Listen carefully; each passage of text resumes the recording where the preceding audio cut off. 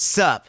The opinions and views expressed in this podcast are that of our own and Future Bachelor only, and not affiliated with any outside party or entity. This fun podcast may include some adult language. Future Bachelor Podcast. Yeah, welcome to Future Bachelor. My name is Sai. I'm Veronica. And this is episode 119. Gang. Yeah. Had to start it off with that vibe. I've been thinking about my dad a lot lately, so I came up with all these like dad songs, but like, you know, not even on some like really sad shit. They start really good songs like Everclear. They all kind of are sad though too. I'm sure. Yeah, especially when you don't got a dad. But I do like to remember him and stuff. So that song kind of like, you know, gets me in the mood.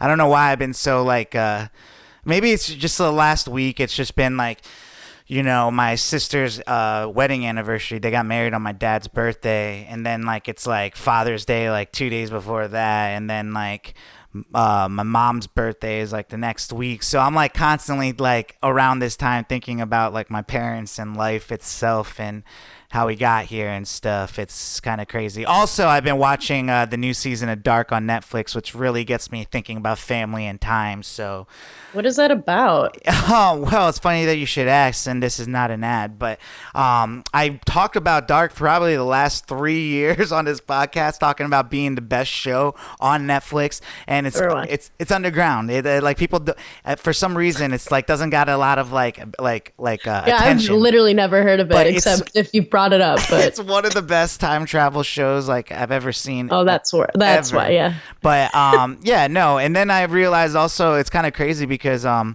mom, I don't want to put her age out there, but let's just say I'm 32 and now I'm half the age of her. So if you can do that quick math. Yeah. Anyway, sorry, Mom. But yeah, so it's kind of crazy because like I'm legit, you know, it's kind of weird because my mom had me at like 31 or 32, you know what I'm saying? And then my sister had Landon at like 31. And we were both born like 3 days apart and stuff like that. So it's just like, whoa. It's if you watch Dark, you would get like why that's like, whoa. Just like life is weird. But anyways. Wow. Enough about Dark and family. But yeah, so that was our snapper of the week this week. Was I had to start off with that vibe. How are you, V? What's going on in your world? I mean, people have been loving our snappers. I got a lot of people text me about Two Princes from last week. So nice. Yeah, I feel like we've been on a very consistent throwback vibe. Just like I feel like we're vibing off of what people are giving us. Right, you know, right. You know, it's funny though. I have to like really reach back for those like beginning songs because, you know, there's so many good songs, but like the real good ones that I love to play are the ones like Two Princes or like, you know, this one where I forgot about the song, but I knew I loved it so much growing up and stuff. So when I find them, I'm like, hell yeah. But yeah, that's good. Thanks for the compliments, guys, on the music. V, what else is going on? You know, I went shooting the hooch again for those who aren't familiar, whatever. It's a river here in Atlanta. I've done it before. We did it together. And once again, I got rained on. I don't know. And I just feel like the universe is out to get me. I don't know. Like these past couple of weeks. You just are not checking the weather. If there's a chance of rain, do not go tubing on the river. I mean, it wasn't my event to plan. You guys get so excited about going on a day that you gotta go, even though it's gonna rain. Like maybe it wasn't my event to plan. This is my thing. We know me. I'm a planner. Okay. If I was in charge, then yeah, that wouldn't happen. I wasn't the one in charge of this thing, so it was with all my dance friends, and like our dance instructor was the one who planned it, and she said the forecast said that there was nothing, and then we got drizzled on very, very briefly on the actual float, but then as we were literally getting out of the water, we're like, wow, we like see this big storm cloud, and we're like, oh wow, perfect timing, like we're getting out. And I'm like, yeah, like we just need to get out, and like I'll go, because I had dropped my car at the end, and I'm like, I'll just have to go run and get my car because like I had to park down the street some. And then the cloud just like came in and it was like wind whipping, like torrential downpouring, like lightning, thunder, and we're screaming. We're just screaming. I've been there, dude. I've been there. I was screaming too when it rained on me when I went tubing. I was like, no! Well, like this was like a full ass storm. Like this wasn't even just like some rain. This was like we were being whipped around as we had just gotten out, and like so I was like running down the street in my bikini. I had to open one eye, keep the other closed because it was raining so hard I couldn't even see out of my eyes. It was an adventure, but we had a fun time otherwise. But the ending was just really epic. And then honestly, the song that came on in my car when I was driving people back to their cars was Rain on Me by Lady Gaga and Ariana Grande. Like, I did not plan it. It just came up on my shuffle, and I was like, damn, this is like so telling. Yeah, well, while you were getting rained on a float, we were doing a tie-dye party, which was pretty fun. Yeah, it looked fun. Yeah, I'm really happy with the way my hoodie turned out, actually. It looks really cool. Thanks, I appreciate it. Yeah, I was going in with a very specific look, and I feel like I acquired it, so it was fun, dude. Tie-dye is like, I was really nervous. I get really nervous when I start a project, especially like, I bought like a nice hoodie, a white hoodie to make it dope. So if it turned out like shit, it was just going to be a $30 shitty hoodie. But I like it. I like it a lot. It was really fun. So I wish you had came to it. It would have been cool if you... I know. I know. But I also didn't have anything. I needed to buy more stuff to figure out what to tie-dye. I really wanted a pair of cute little sweat shorts, but... They're so hard. If you just go to like Target or something, you just like pick up like something white. I know the ones I want are hard to find when it comes to like the sweat shorts that I want, and I just have had a hard time finding like right ones or ones that are white or a light color that will easily tie dye. So I finally hooked up my Amazon Fire TV box thing on my TV.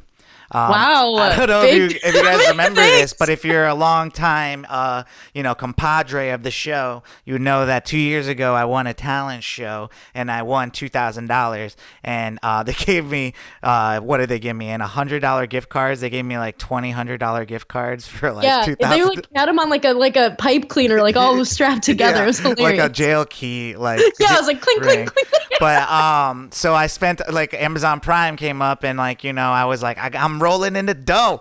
So like Amazon Prime came and I bought like probably like 20 things, and like 10 to 15 of them are still in the like back of my corner over here, just in boxes.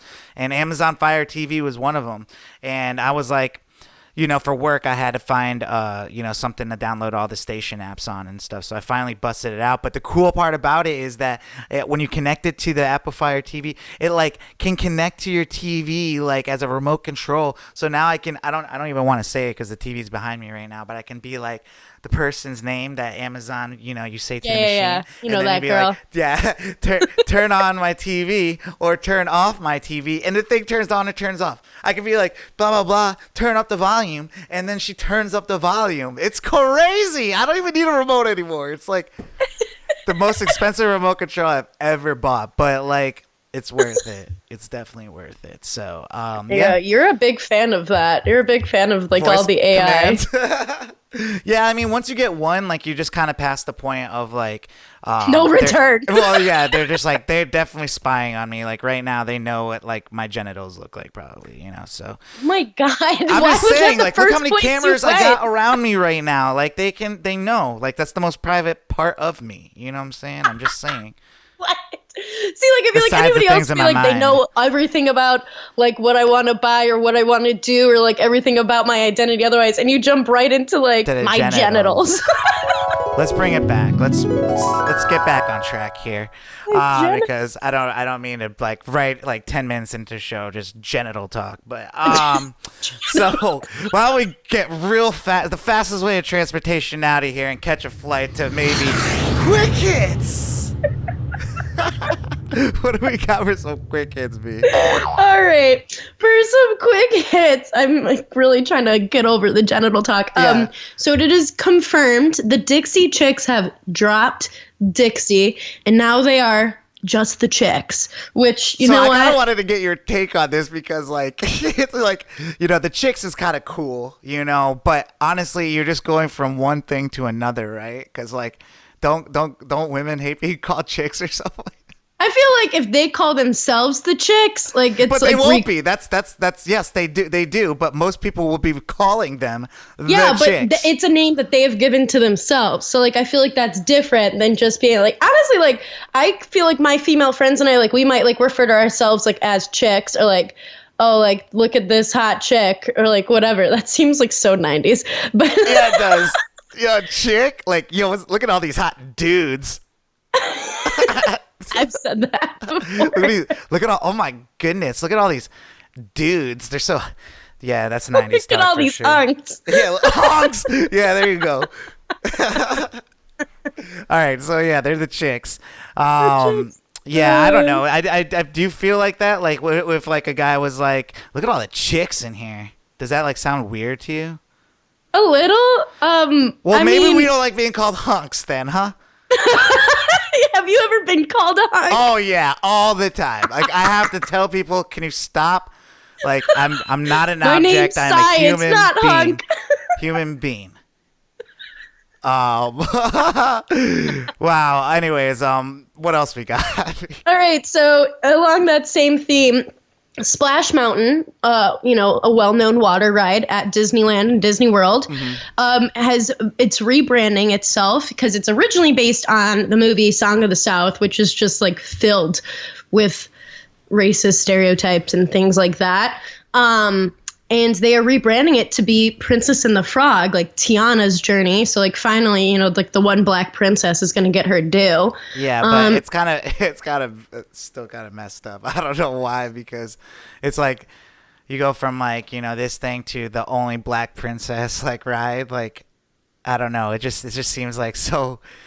I don't know. It's just so focused on black in that ride. It's like, yo, why don't we just like scrap the whole thing and make a whole different like ride for this? I mean, I feel like it's going to be better. I think it'll be more interesting, and it's going to be more like Mardi Gras, like that whole like historical element of like New Orleans, like swamp country. But like the problem is, it's like the ride. I've never taken the ride, but what it romanticizes that era of time or something. Yeah. Okay. Yeah. I mean, I'll be honest. Splash Mountain is probably my least favorite of the mountains because there's like Space Mountain and Thunder Mountain, Railroad. But like Splash Mountain, and it's so fucking annoying. It's just the animals, and they're dumb, and they just are saying zippity doo dah, and it's just a lot. It's you know, as a northerner, for me, it was always like I don't get this ride, but right. You know.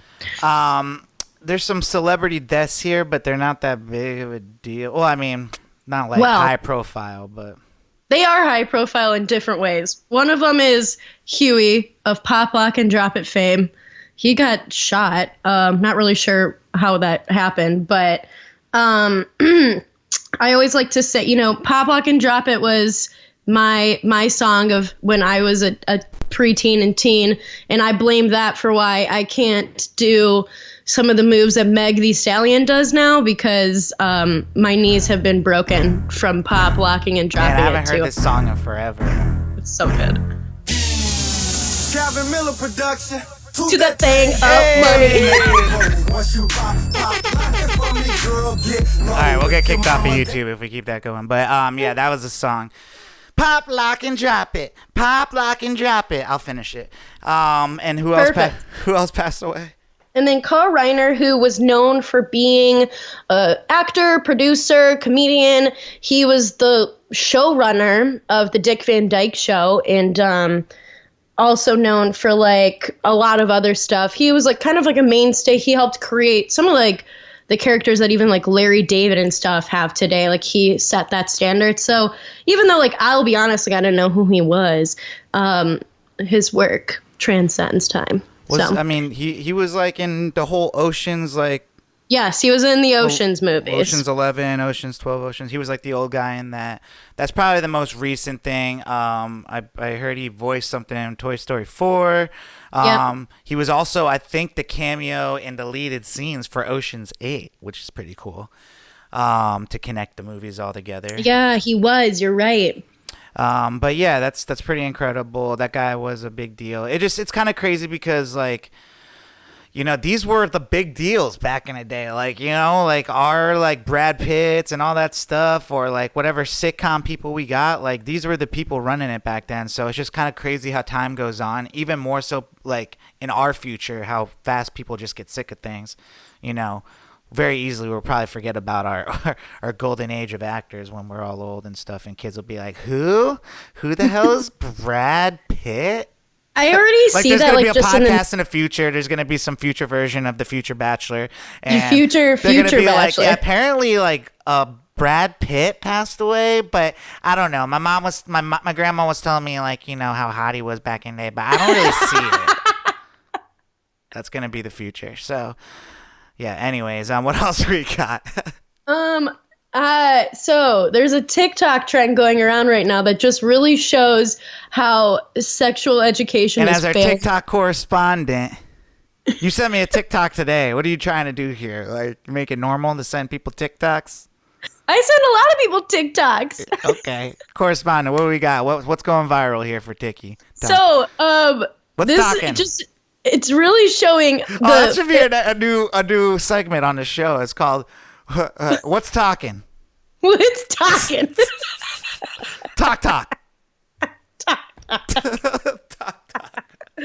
Oh shit! Honestly, it should be. What's going That's on not a the bad talk idea. these days? Talk. All right. Talk. Oh, anyways.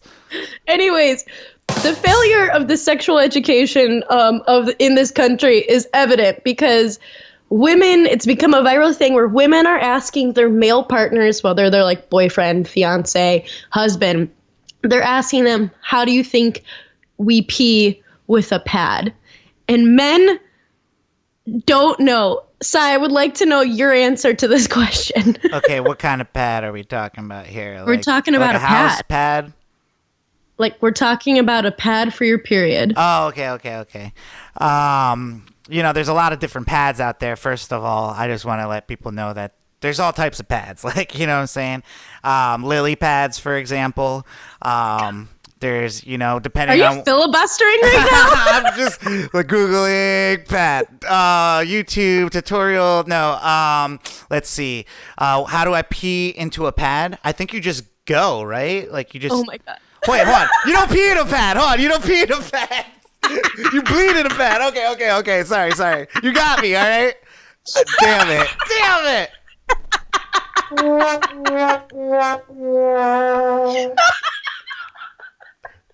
You're just another grown man added to this list. No, you're it's one of those tricky things. Like, you know, I don't know. There's like, I got a bunch of those jokes. I just don't want to like tell the whole one. But, No, but you it's just like, just- you mess with them. Like you just messed with me. Like it's a play on words. How do you pee It's into not a really pad? a play on words. It's just so men are out here really thinking that like pads like just like adhere to your coochie, which they don't. For everyone, this is going to be an educational experience. Pads are adhesive to your underwear, and so if you're going to the bathroom, you're gonna pull down your underwear and go to the bathroom, and it'll be just fine. So, Hey, you admit that like the second I said you just go, like I realized that you don't go in a pad, right?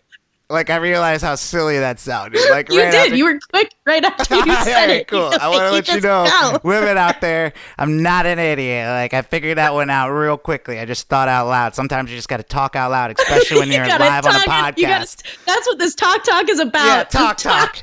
Wow, never again. That was our last edition of Talk because that was weird. Anyways, what else we got? Okay. So the BET Awards were this past weekend. It was actually their 20th anniversary. Yeah, that was pretty good, actually. That was a pretty good joke on there. I'm not going to lie. You got me good. I was like, damn it. All right, the BET Awards. 20th anniversary. And they were pretty much like all held over Zoom because we can't have a big concert hall, stadium, whatever, Right. filled with people. Just not the vibe. They were hosted by Amanda Seales. Some notable things that happened was Blue Ivy got a BET award for being on the song Brown Skin Girl. Yep. the whole theme of the show was our culture can't be canceled. So they kind of talked about, what's going on, Black culture, how it ties to everything. It was like supposed to be like, a celebration of Black culture, as well as like, it's ties to the very real events that are happening. Yeah, I heard it. I mean, I didn't watch it, but like I heard they did a really good job. I mean, award shows have been declining like crazy anyways, like viewership. Like why even, and the amount of money that goes into those award shows like is ridiculous. Now the first time we're in like a global pandemic, they're putting on an award show all done through Zoom, so they get all these artists to talk about and perform like, and say things with their like performances, like what's going on, with the Black Lives Matter movement and and all that. So and this is the first time I think like BET was actually aired on like on network I mean, it's always on BET, but like to put it on one of the broadcast networks of CBS, and the big boys, so they, those stations always play things like the Country Music Awards and all this different stuff. I feel like, but not the country, but I think they do the Country Music Awards on CBS. I think they do like the CMAs and stuff like that. Having the Black Entertainment Awards be on CBS, I think they did a great job with it, I heard. So congrats to all the winners, and I wonder how award shows will be moving forward. Yeah, I don't know. We can't, who's to say? Well, if they're spending less money and they could still get the same amount of viewership and actual probably like really good production, why not do award shows like this? I know. But, true. All right. Well, what's going on in the world of Will Smith? Well, I'll tell you what. Tell us. Give us the lowdown. The singer August Alsina, I believe we talked about this last year, with him like claiming to be in a relationship with Jada Pinkett Smith. He even like released a song last year that kind of like was claiming all that. And it kind of got put to bed eventually, but now he's back in a new interview with the Breakfast Club radio host Angela Yee, and she's like asking him about, and he straight up says, he was in a relationship with Jada, and it's claiming that Will Smith and Jada Pinkett Smith have what's essentially an open relationship, so open marriage, and which is something that, has been rumored for years, with them and stuff. But, it's interesting. I've been seeing a clip. I don't know if you've seen it circulating around about the Red Table Talk with like Will Smith. And I think Willow was there, which was awkward as shit. And also the grandma. And like Jada's like saying something about how she's like, well, if you're going to marry me, we're going to be under this house. Like, saying you might be over there with somebody else and I might be over here with someone else, but we're going to be under this house. Like, and I'm like, okay. Well, okay. I mean, if it works for y'all. But the thing that's weird about it is, like, I think they're denying it. Like, the reps for both Jada and Will Smith are saying that this didn't happen. Like, August Alsina, in the interview, was claiming that he had a conversation with Will Smith. Now, to be honest, I don't think he's lying. You don't think August is lying? I mean, he could be embellishing what the relationship was, but I don't think he's lying that he was in a relationship with Jada. Like, I think he might have had a conversation with Will Smith too, but like this is just like not good for the brand of the Smiths, if that makes sense. No, I agree, because like obviously like Jada Pinkett Smith's whole thing with like Red Table Talk is all about like honest conversations and whatever. And like that's even like Will Smith's thing. Like Will Smith's like practically like a motivational speaker at this point. But I think it's interesting because like I've seen a lot of flip-flopping on both sides with this story, and it's just like, okay, where's the truth? And also like if you guys are supposed to be like kind of like in this open marriage, open situation, very like communicative of what's going on, whatever, then what's the issue? Like I feel like the issue is like Jada wants to seem like this really like forward thinking, individual, but yet she's like when it comes to like her personal relationship, she might have a lot of wisdom on things or whatever, but like she's obviously, unless it's just like straight up a lie, she's like they're closeted open relationshipers, like, what I'm saying? So it's just like being ashamed or like hiding those type of things, especially when you put a lot of your stuff out there, that's the issue.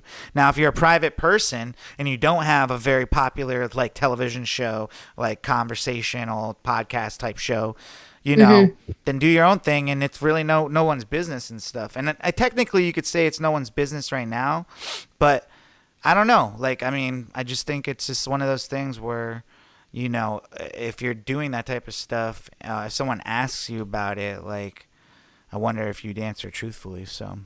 Yeah, I feel like especially like if, different parties in this situation are, being in interviews, doing different stuff, saying things like, why wouldn't you? I just think I know why, because doing those type of things will affect Will Smith's movie roles or, business opportunities for them as a family, like, or any type of business deals, just because, and it really doesn't affect those type of business moves or anything like that, but they straight up are. Yeah, like it shouldn't. Like society. It's just like, just like speaking to like I why, mean, essentially, like, okay, like, being, it's like, if you were like gay and you just felt like you couldn't be gay because like maybe you're like a sex symbol for women or something like that, and you just feel like you can't come out because you'll just lose all that fan base, which nowadays you probably get even more women to probably love you by coming out. But I don't know. I think that's like, I think when it comes to business, I think people don't want that part of their life out there. So, but in other, entertainer news, Kanye West has signed I think like a 10-year deal with Gap to release a line of his clothes, Yeezy, through the brand. And I've had like a quote on my Facebook forever, but it's legit. Like, I'm the Gap for like Banana Republic and Old Navy. Because it's from a Kanye West line. Like, Kanye West because he's used to always shop brought at them Gap. up. Yeah. And like, it's huge because this is not only like a huge partnership. He's been talking about, being in apparel for so long. Now he's with one of the biggest brands in the game, and now he's normalizing like his clothes for, they're going to be more affordable for, more consumers. ready to wear. So I'm really excited to see. I always love Gap. I always love Kanye's style. So that's going to be dope. More entertainment news. I'm reading rumblings of a new Teenage Mutant Ninja Turtles movie coming out with Seth Rogen, in leads of like, I think like writing it or at least directing it or something. That seems like right up his alley. Oh, dude, that would be amazing. First of all, Seth Rogen has a writing partner, Evan, I forgot what his last name is, but essentially Seth and Evan, that's what the characters of Superbad are based off of, is those two, Seth Rogen and Evan, his writing partner. So they wrote that movie. So if it's anything like that, they've already done like an animated movie called, what was it called? Sausage Party. So, they're already along the lines of being, have that in their resume. So I'm a huge fan of Seth Rogen. And a huge fan of TMNT, that's for sure. And that's a hard abbreviation to say. That is TMNT. Jesus. Teenage Mutant Ninja Turtles. But all right. Another thing that happened this week. Dave Portnoy of Barstool. Whoa, wait a second. You just are gonna breeze right over my little so Miss Frizzle. So my cartoonness. I put it right under there, unless you moved it. But yeah, no, I think you did move it. See, right, whatever. But anyway, you gotta prove these before we go live, baby, or we keep them I moving. did, All right, what's your little live action movie? All right. Anyways, so I was about to segue off of you talking about the Teenage Mutant Ninja Turtles with one of my childhood faves, Magic School Bus. Yes. They're going to do a live action version with Elizabeth Banks as Miss Frizzle. I have no idea when they plan on having that because I don't know when they can start filming, but I'm excited. Oh, man. I'm a huge fan of the Magic School Bus as well. I was hearing... Maybe it was Kristen Wiig or somebody else was tied to that role before.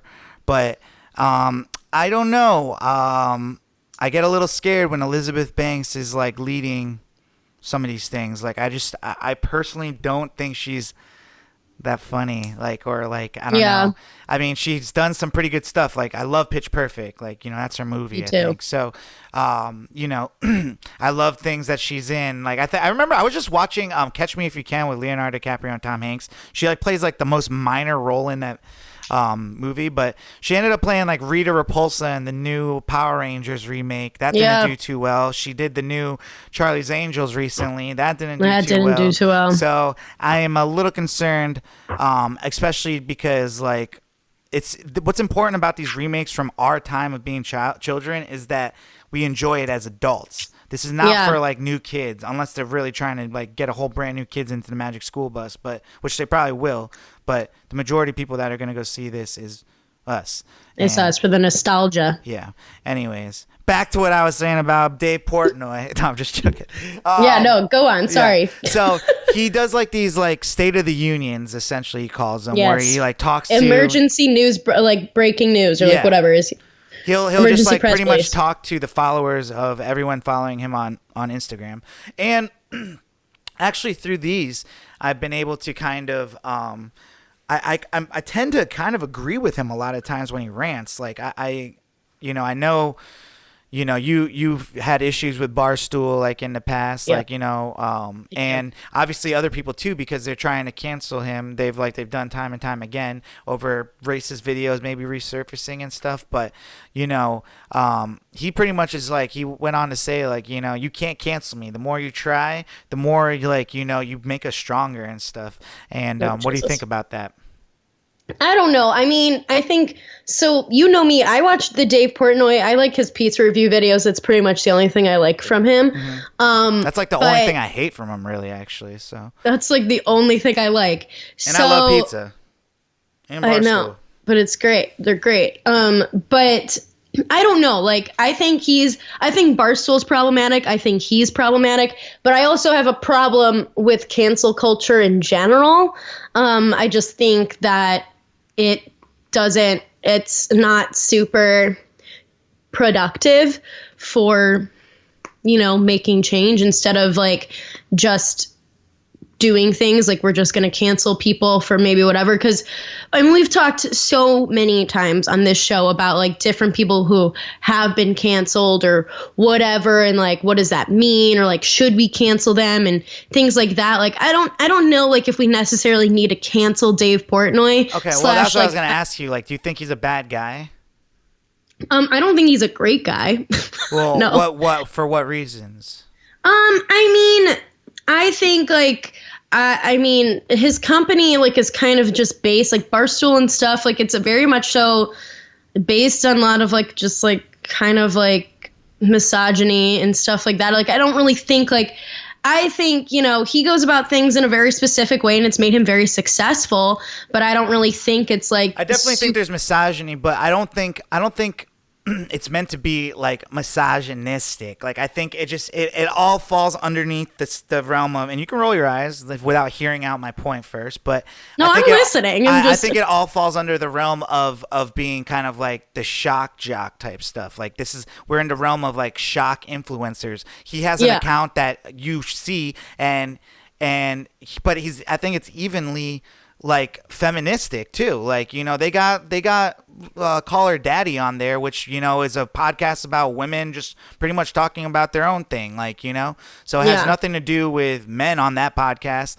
And that's what I was saying is that like, when it comes to him in the last year, I've seen kind of like a lot of different like angles, whether it was like the Call Her Daddy drama or things through Barstool and stuff. But, the way he handled those two girls, like through that contract and all that stuff, I thought he was pretty stand up the whole time. Like, so, and those rants that he does, like a lot of times I find myself pretty much like agreeing with a lot of the things he's saying, like, because he's a person like me where I'm just not a sheep. I don't just listen to like whatever, but I will like gather all my information and like make my own educated like decision on it, which I guess everyone tries to do. But like his is more against what the majority of people really say. And I think like that a lot too. So like I do see how like something like, if he's not actually racist, if he's always treated people with respect and stuff like that, I could see how like a company like Barstool could almost be uncancelable, moving forward. Yeah. I mean, I feel like sometimes like their content's questionable and whatever, but like I don't think it's like similarly like it's just like something like, I don't think it's going to be like super cancelable, because people have tried to cancel Barstool so many times in so many different forms for different things that they've done, said, whatever. And they're just such a large company, that I don't think it's like super possible. But well, let's talk about another platform and another influencer on that. YouTube has been, people are going back. Like, the thing about cancel culture is, like, people go back.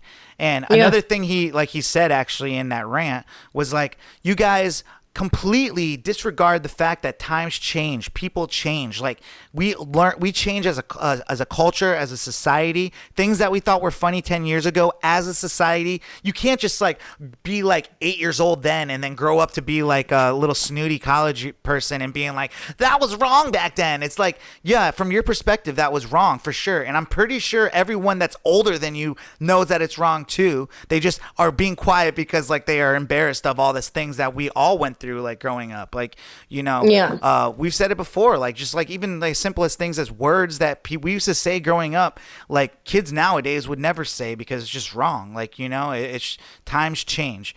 If you were like a saint coming out of the vagina, like, dude, God bless you. But everyone, like, literally everyone has to like learn these things as we go through life. So, when it comes to canceling people that are on YouTube with old content that lives there forever, I mean, they've always told us, whatever you put on the internet, it lives forever. Yeah. So, I mean, you can't say they weren't warned, but at the same time, when they were putting that stuff up, it's not like it was like necessarily like the worst thing in the world. It is now maybe, but people like Jenna Marbles, I haven't seen her really in a long time, but I know she was one of the first like YouTube influencers. She was like and stuff. one of the first like YouTube stars. Like, she was like one of the first ones to like hit different subscriber things. Like, honestly, like, I subscribed to Jenna Marbles. Like, I was somebody who used to watch her stuff growing up. Now they got like Lele Pons and stuff like that, but Jenna Marbles was the original. Yes. But she decided on herself she like did a whole message and said that she was going to leave YouTube.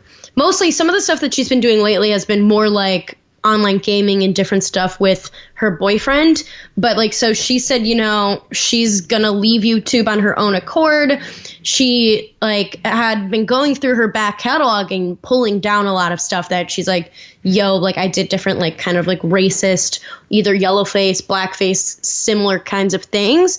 And she's like, I know a lot of you like grew up like watching some of this funny content with me. And like, she's like, and I just don't think it's like, she's like, I don't want it to be up there anymore. It's not really what represents me. But she's like, and at this point, like, I just don't want to even be like, this is a part of my life that I just like want to close off and, step away from, just because. Good for her. I think actually that's like the sign of like a good, like someone growing up into being like a business person, because like, you gotta like, you don't jump ship, but like you gotta like venture out into other things. Like you can't be on YouTube forever. Maybe you could, but like, there's too much power just giving like someone, like if your whole money and life is around YouTube, one day YouTube might go down or like change the way they let you put videos out, and then you're done, So, I could see her like getting, you say she does gaming and stuff. She does a bunch of different stuff now, and she does some of that kind of stuff. She's always done, so she like came up from being like, she was a go-go dancer when she first started making YouTube videos, and it was always like, she made like kind of like the kind of stuff that was like always like how to like make people think that you're good looking, or like she did a lot of like kind of like trashy girl humor. Stuff that they still do today, like. Yes, like trashy girl humor. That's always fun. That I think it was just like a lot of like, I love the videos she would do of being like how to get ready when you've been day drinking and like then you're going out for the night, so you're like drunk and you're doing it. But like, she's always been pretty self-aware, I would say, and like that's even what like different articles have been saying. Like she's always come out with different stuff to her mistakes, but she's just like, you know what, now's the time to just like move on and do.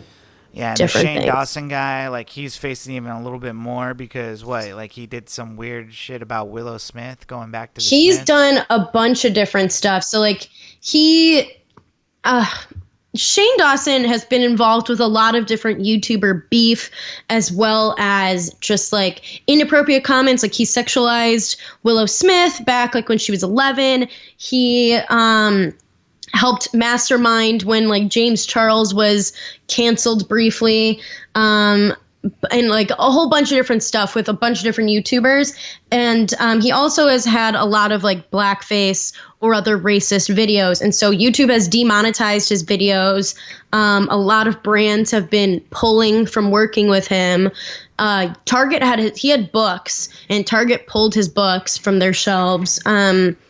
But yeah, he's just like really, he's being thrown like at the fire, and he is obviously reacting a way different way than how Jenna Marbles was, and is just like, you know, he's been coming out with different messages and things like that. But it was kind of yikesy because recently his cat has an Instagram account that like posted being like, I support Shane and blah, blah, blah. I know Shane's a good person. I'm like, are you writing on your cat's account that you support Shane? Like, that you support yourself? Like, I don't know. Well, speaking of yikes, what made you, you know, because who talks as their cat? And like, of course it's him, V. What do you... I know. I'm saying it is. I'm saying that that's bad on him. All right, what else made you go yikes this week? Okay, so it's been now circulated as memes and stuff, which I think is an element to the yikes.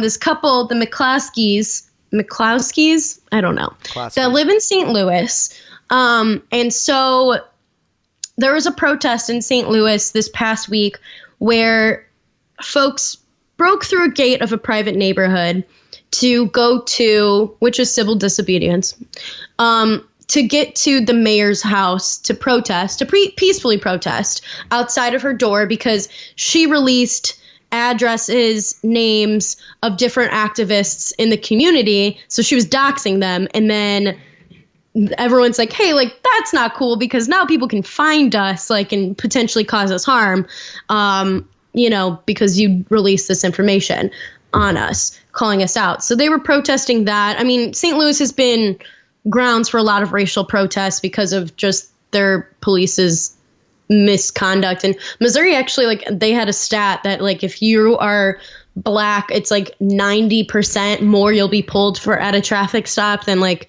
if you're white. So like in general, not doing great. But there's this couple who were at the front of this neighborhood who own a mansion there, the McCloskeys, and they were out on their yard with guns pointed and fingers on the trigger at the protesters just making their way through to the mayor's house. So legally, they do have the right to have, like, you know, to protect their home and everything like that. But I just think that it was all carried out in a bad way. It was a bad look on them. They're both lawyers, and they have, you know, and then it's even now their, you know, reputation has been impacted. And I That's just what feel I like to hear. Like, I like to hear, like, forget all that stuff beforehand. How is their reputation now? Like, you know, like, are they losing their jobs? Are they having to move out of the neighborhood? Are people just hating on them? Because I need to know. Yeah, I mean, people are. I mean, they're like, they've been made a mockery all over the internet. They had to like shut down their website for their law firm and whatever, and all this stuff. They which look like rich as shit, though. Yeah, and plus they've like had different ties to like different things. I think even with like Trump and whatever. But like, I mean, it's a sticky. It's a sticky situation. Yeah. Obviously, like there's not. I was having a conversation with my friend Tyler about it. Like, it's not like a super black and white situation because, you know, technically the protesters, I wouldn't say broke a law, but like they, you know, broke into a private neighborhood. Like they broke through a gate. So like that's like not super great. But then they were peacefully protesting. And like, you know, obviously, and also like what the mayor did wasn't like really great either, and put people in like threat of harm. So like there's so many layers to it. And I feel like what comes down to like these situations is that like we can't try to like put it into a black and white, like, oh, whatever, because like obviously like I could see. No, it's not even black or white. It's legit like dumb and smart. Like, you know, these people are dumb. Like, this is after like almost a month of videos of Karens coming out every day, and you don't like see, like, it's like the cops like keep killing black people, like, you know what I'm saying, after like 3 weeks of us protesting cops killing black people. It's like, are you guys stupid? Like, how can you keep doing the thing that like everyone is like obviously freaking hating on? Like, yes, they have the right to be on their lawn, but what you have to, as rich, like that's why like, it's like, look how smart they are because they're rich as hell. No, there's no way, man. There's no way that these people could be even like, they might be like book smart when it comes to like law, but they're obviously not even like societally smart, because they would know that, this would affect their business. Like, you know what I'm saying? Like, it's so crazy. Like, yeah. What's the point? Like, what's the point? Like, they were on their way to somewhere else too. So you're just like making like noise and showing the fact that you're actually pretty hateful. There's no, I didn't even really look into the situation and know that, someone like that has to be racist, or someone like that has to be like, hateful, towards people and stuff, because you don't just like bust out at, AR-15 on protesters, like just because they're in front of your yard. Yeah. Yeah. Like, it's definitely like, I could see like he, his rationale, which can make sense, like, is like, they were afraid of someone going on, but these protesters were not making any moves to their home. Like, there was no, and also like, and they're all like, well, you see how stuff turns out. I'm like, yeah, stuff has turned out like, violent when people have been provoked. Yeah, this is provoking them. Why would you? They're they at least they didn't burn anything down. You know what I'm saying? Like, you know what I'm saying? Because when it comes to this, it's like they're going. So what? Like, if they're going to the mayor's house, like, all it looks like on these like McCloskey people is that you put a gate in front of your house because you don't want anybody that's not as rich as you to come even close to your house. That's pretty much it. So it's like, that's why they're busting out guns on these people. That's the thing. It's like this is a neighborhood full of mansions. Like, there's like a whole, there could be a whole larger. They're scared of things being, they just like want to tell people that are poor to not ever coming on this land because you're not rich enough to come out here. That's what it is. So, yikes. Well, yikes indeed. Let's get into a little mini topic. We really gotta make that like. I just like mini. But let's talk about our mini main topic this week. I felt like we had a great conversation last week. This week, I just feel like I want to talk about things that actually happened to us. Things that we can actually talk about. So why don't we talk about a little LDF? And if you don't know what LDF is, you probably shouldn't. We just made it up. We shortened it. I just made it up. Yeah, actually, I just read it. She made it up. But I created the topic, the minute, and it's called long distance flings. Not to be confused with long distance relationships. LDF. So let's discuss. Let's start. Have you ever been in a long distance fling, and when was the last time, and how far did you go? When was the last time? Okay, I feel like yes-ish. I'll say yes-ish because I feel like, long distance flings have happened for me based on like people that I knew and I used to live close to, and then we moved to different places. And then if we're, in the same area, like maybe if I'm heading back to where they live, like maybe I'll stay with them, or now more commonly, I feel like especially being in quarantine, we can all kind of have long distance flings where maybe you're like texting and talking to certain people that, in general, I wouldn't really be talking to or whatever otherwise, because like there's going to be no end game. There's no end game there because like they live across the country. Yeah. Well, yes. Sounds difficult, of course. I've had many a long distance flings, and because that's just, I go on vacation and I like to be like, hey, ladies over here, and so and then I go back home. So like, the thing about long distance flings though that I find very frustrating is that the first time you meet, like say you're meeting somebody for the first time in long distance, like say you went on a trip and you met someone like on your trip, and then you meet them, and it's just like magical, right? Like it's just so magical. Like you're just sitting there, you're just like, oh wow, I can't believe this. How are we here in paradise? And this wonderful person is just this is meant to be. This is my person. And then you go home and you're like, yeah, we're gonna talk forever. And we talk for like 2 weeks, maybe like 3. And by the 3rd week, you start running out of things to talk about. And if you're not instantly going to meet up, and like, let me get back to the meeting up thing first. But the conversations, first of all, are they the same? Like, do they go on? Can you last a long distance? Because in a long distance fling, like, what's a respectable amount of time to see people between space? Like, you talk them like every other month?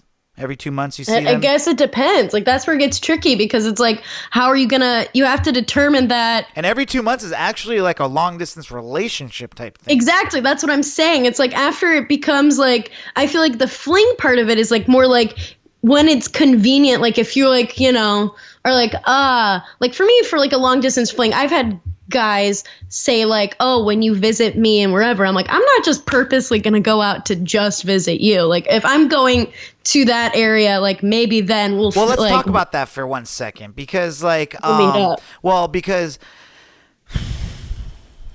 let's talk about the long distance fling where you actually do fly out there to see someone. Just for them. Yeah. That like have is you ever done that?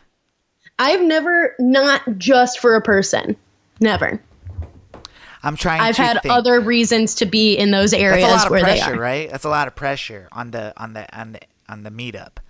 Yes, exactly. Well, then it's like, and then it's also the pressure of like, are you staying with them? Like sometimes, like for me, when I've had situations where they're like, oh, well, when I come to Atlanta and I'll stay with you, I'm like, yo, like, I don't know if I want you to stay with me. If something were to happen and like we realize like the fling dissolves, then it's like, then I'm stuck with this person for the rest of the weekend that I don't actually want to be stuck with. Yeah. So I have two situations, very different. One was, I had gone on, a trip. And on that trip, I had met someone from another country, and we fell in love. You know what I'm saying? I know exactly what you're saying. Yeah, but it's that vacation, and she's awesome. Like she's still my friend and everything. Like but she had came and visited me. Like after and it was like we had been talking. Like the phone conversation was fine, FaceTime and stuff. But I was like, all right, come visit. And when she visited, we had a great time. Like the first 2 nights, and then she was there for like another 2 nights, and then it started going like south. Like I forgot what it was. Like I think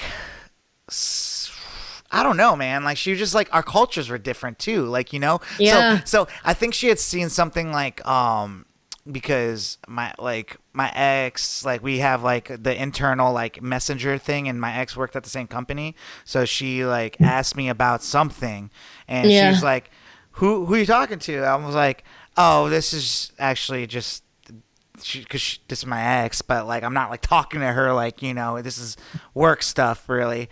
And no, I swear it was. And, I know, but of course, to like someone who's visiting purposely for you, that's not a good look. Like she's gonna be like, well, what? Like But what am I supposed to do? Like I have to be on that thing for work. Like No, I'm not saying. I mean, I'm not saying what you did. It wasn't the worst thing. I promise you, I wasn't like being like that. Like it was just no, and I know you're not. And like, why is she looking over my shoulder and shit? Like, you know what I'm saying? Like because this is like when it happens. Like when you take your like, especially out of a trip environment where stuff is like, it's an ideal situation. Like if you're on a vacation, like your brain is a whole different place, and then when like you try to take that fling into the real world, like everything changes.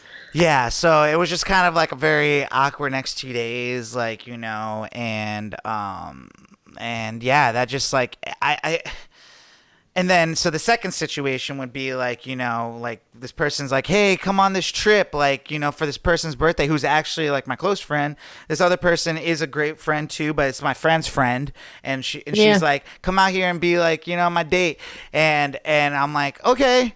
And it was awesome, like the first night, like, what I'm saying, whatever. But then other girls got introduced into the situation that I previously had. situations with, and I felt like I did the best I possibly could, but whatever, like the magic was like fizzling as the night went on.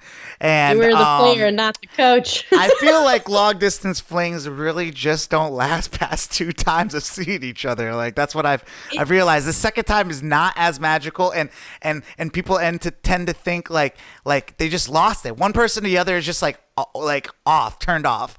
And there's just no coming back from it. They just like the magic is gone from the eyes. Yeah, I feel like the only time I've been successful with a sort of long distance fling situation is because we were friends, and because we were friends and we knew each other, and we had a shared friend group that like we had been together at different weddings or different situations. Then like we already like there wasn't any like the magical moment whatever was because like we would be all together and drinking, and like he would let me know how much he's always liked me, and then like things would happen. But then because like we had similar, like we knew each other, I feel like that's why it was able to be repeated, because we figure stuff out. But then that ended because like I didn't want to be in a like pseudo relationship with someone that I didn't live anywhere near, and he wanted to like actually have a relationship with somebody who lived in the same town, and plus the other reasons, we just weren't a match. But like that I think is the only reason why it even was successful past like the second time. Yeah, because or also someone, because what ruins it too is like somebody catches feelings. Like this is like flings don't. They either one person is cool with the fling or another person might like the person more. Like the only like probably successful fling I got going on right now, like that's over long distance. It's only because like we only make out like when we see each other. So it's nothing like there's not like a huge investment in it. It's like we just like our friends that make out, like what I'm saying? Yeah. That happens. Yeah. I feel that. So if you're like, I guess that's the trick. That's the trick. I think, and I just feel like, long distance flings can't last that long, because then it turns into a long distance relationship, and then it's like, okay, what we got to figure out, like if this is going to end. I feel like that you can't have, like past a couple of times, a long distance fling is just going to be like a comfort person. Like it just can't. Also, which then you underestimate the fact of how much people change. Oh yeah, how fast people change. Like you know what I'm saying? You're like, not with them. You don't know them. Right. Anymore. Like the only thing I could say is like if you've ever like try to get back with someone after a while, like what I'm saying, and then you realize that like everything's changed, like you guys are just kind of like different people, like you're not that interested in the things they talk about or something like that anymore, or so those type of things. So I definitely think long distance flings could be the start of, or unless you're like someone like me, I don't think they're completely bad if you have the idea of like being able to just pick up and go, like, but I don't know, I guess now. But then I feel like after a while, like as like we even explained last week, after a while, like I feel like I've kept any long distance fling potentials around in times of attention need. When I am needy for attention, I like will send a cute snap because I'm like, tell me I'm hot. But then and then I have no consequences because I won't see them in person ever or in a long time. So then, but like otherwise, I just feel like besides that, like they that's like the main purpose that they can serve, because otherwise, like if you're actually like trying to move forward with like relationships or like a relationship with other people or whatever, like you can't keep hanging on to somebody across the country. I don't know. Yeah, I definitely agree. I just hate the idea though that like you can only be with someone in your like close vicinity. Like, you know what I'm saying? Like, it's just I'm not saying you can only, but I feel like but it's just weird to think about. Like, you're going to date, like, a person. Yeah, it makes sense. But it's weird to think about. Like, you can only date people that live close to you. I don't think you can only. I just think after a while, because, like, actually one of the girls that I dance with. Huh? Not, like, you can only meet people that live close to you. Because, because, God forbid, you go far away and meet someone, like, that's so crazy. Like to think that you can meet someone so amazing, like on I the don't other think side it's of the country. crazy. I don't think. I mean, people have done it, and then they end up dating long distance or doing whatever. It's like our love and life then, is based around our job location. It's stupid.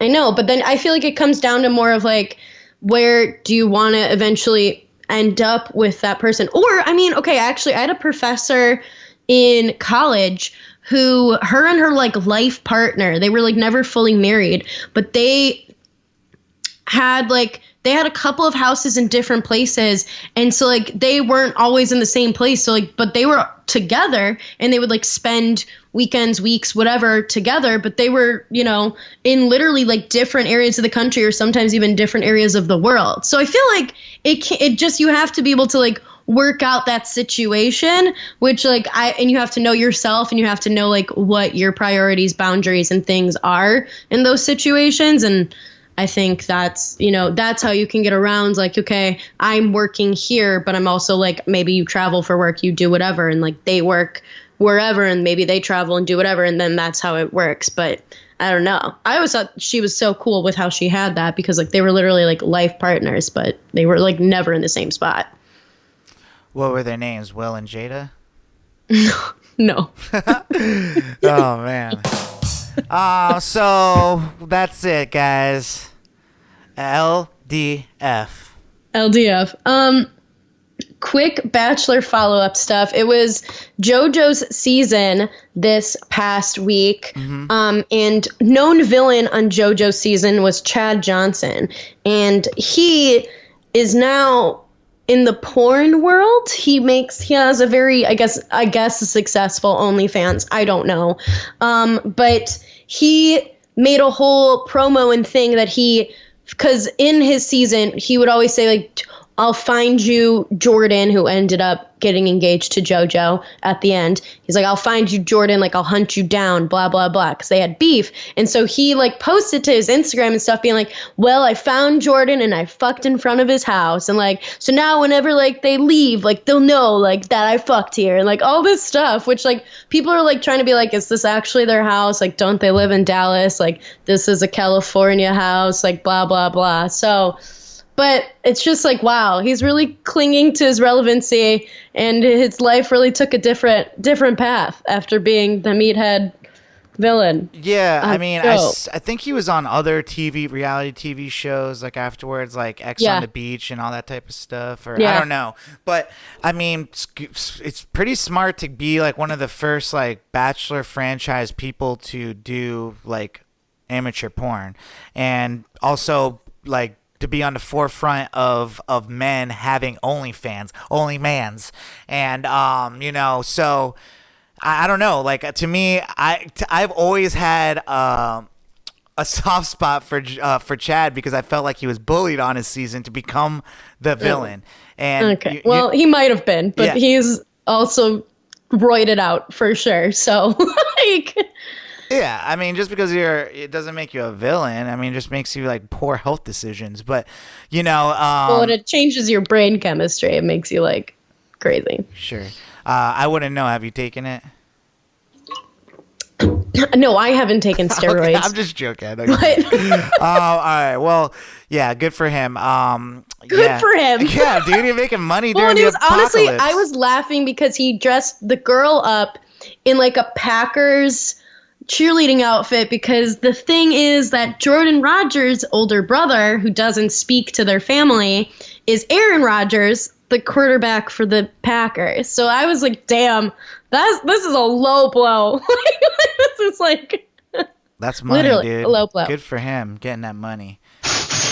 Well, why don't we get into our slapper of the week from the homie Chucky P is back with a new song, and this one actually would have been pretty. It's a pretty good like a song for someone like me where you just like you're like, yo girl, you should be my girlfriend, like, you know, like you my girl, like I'm telling you, like this would be great, like, you know, I can't stop thinking about you. This is pretty much what this song is about, you know. So and you know what, how I feel about a Chucky Puth production. So Chucky P, Charlie Puth, aka whatever he likes to be called, I forgot what he wanted me to call. Oh, it was Chucky P. He was like, all right, it's cool. He never said that. Do not spread these lies. That's true. But without further ado, why don't we check out his new single, Girlfriend, as our slapper of the week. Let's go. Slapper of the week. This song slaps.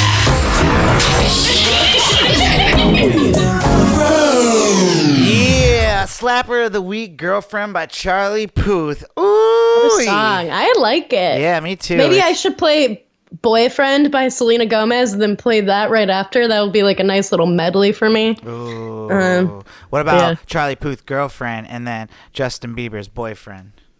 And then Selena Gomez's Boyfriend. Oh, wow. That's messy. Just really just like, that's Whoa, like a whole that's like. super messy. Holy cow, because they all That's like some kind of messy dated shit. each other. Weird. Okay. So we got any shout outs this week, V? We always have shout outs time. Duh. My shout out goes to my friend Stuart Abrams, at Stupid Stuart. He has been doing like a bake sale. He's raising money for the NAACP. Why did I just like have a stroke? NAACP legal fund. And so he makes some dank pastries and he ships them anywhere across the country. So if you want to, you know, support a good cause and get some blondies and some cookies out of it, hit him up on the IG. Stupid Stuart. Yeah, Stuart. You're so stupid, boy. Yeah, so I got quick shout outs. Wanted to give a shout out to Lexa for the tie-dye party this past weekend. That was a super cool idea. He's the tie-dye queen. Yeah, it was really fun, and now I got my tie-dye hoodie I've been wanting. So that was really dope. So shout out to you. And then I also want to give a shout out to my friend Corinne. We're doing like a little birthday thing for this weekend and stuff. So happy birthday, Corinne. And that's about it. You know, man, next week I'm gonna look different. You're gonna look different. In many ways. Why do you say that? Just you know, teasing it for next week. Make sure you're here for episode 120. Okay, but I don't even know what you're gonna know. Everyone's gonna know probably by Saturday how different I look. But what are you doing? Don't you want to know? I do. Yeah, well, make sure you tune in next week to Future Bachelor episode 120 to find out. Bullshit. I'm your fucking friend. You'll I have to know, fill me but out. make sure you come to work next week then, so you can find out here on Future Bachelor. Okay, you're gonna tell me after we get off. Yeah, I'm gonna tell you after next week's episode of Future Bachelor, 5 a.m. every Thursday. So, yeah, guys, that's been our episode 119. Make sure you lock in. Follow us on Instagram at The Future Bachelor.